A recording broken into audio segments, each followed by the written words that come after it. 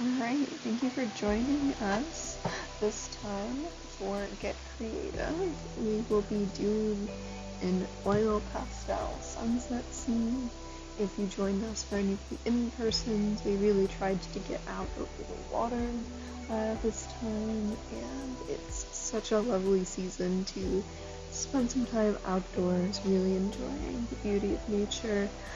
But today I'm actually just going to be working from a photo. It's a little bit easier, at least for the video piece, but I do encourage, if you are able, go out, enjoy yourself, have a nice day, and work a little bit from plein air, and I'll touch on a little bit the differences on what you'll want to do in working in plein air versus working from a photograph.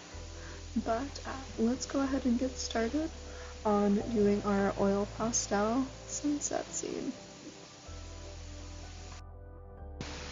So as you're getting set up here, obviously you will want your pastels, your paper.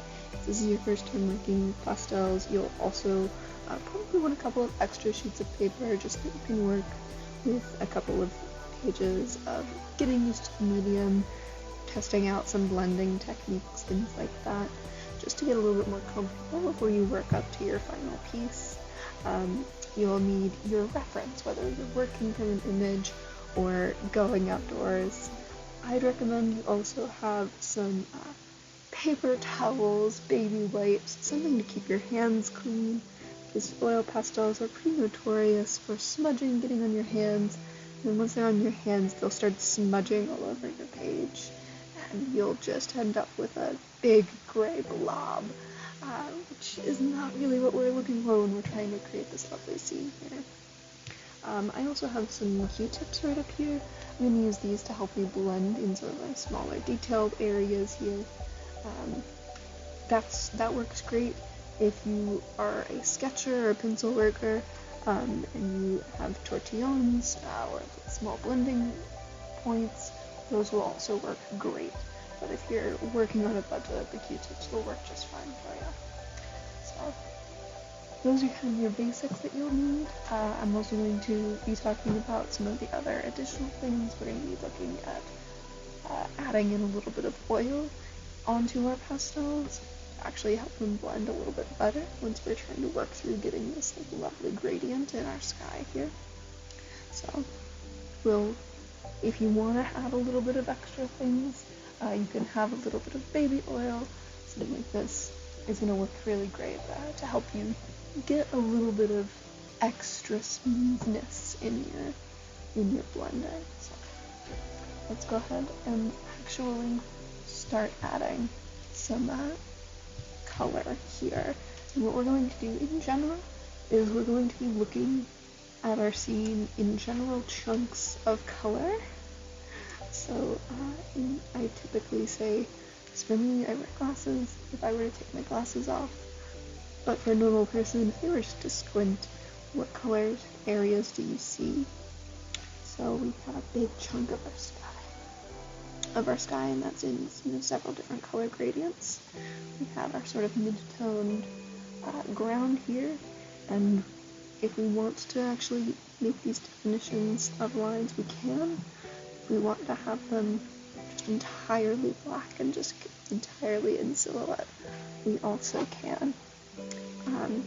And we have a little bit of a lighter, almost blue tone in our sort of further back area for the trees off in the distance. So those are our big areas that we have. So we'll start there, kind of defining where our large areas of color are. And then we're also in general going to be working from our darkest colors to our lightest colors. But we'll also want to kind of, in our areas where we have some soft definition and then sharp definition over it, we will actually be making these soft areas first and then doing the sharp areas. So you have to know the rules in order to break them. So in our case, some of the silhouette we will be adding after the lighter colors. So let's go ahead and get started.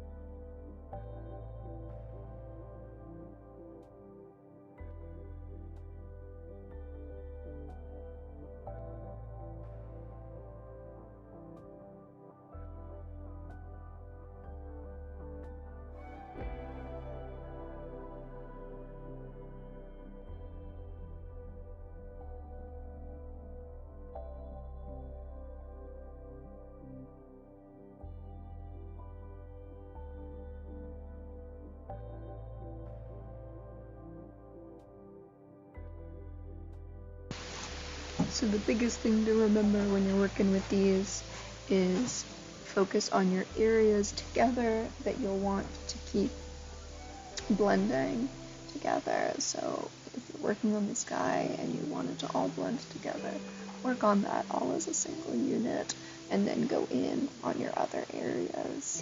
I hope you don't get too frustrated. I hope you have a good time with it.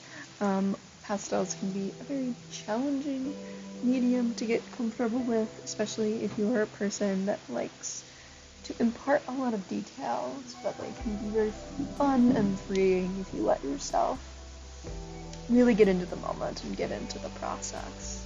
So I hope you have time with it, and as always, I hope you come back and join us again for another one. So that has been me with the Suffolk Library for Great Creative, and we will be back with another session in September.